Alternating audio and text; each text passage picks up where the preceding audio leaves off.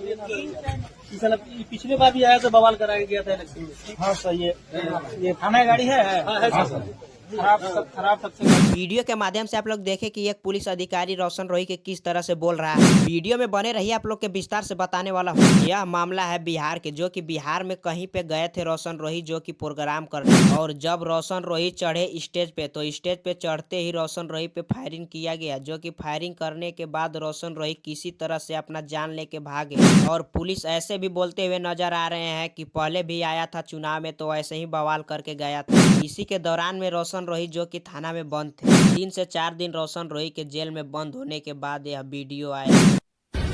ले फिर आ गए सब राज्य खुशे।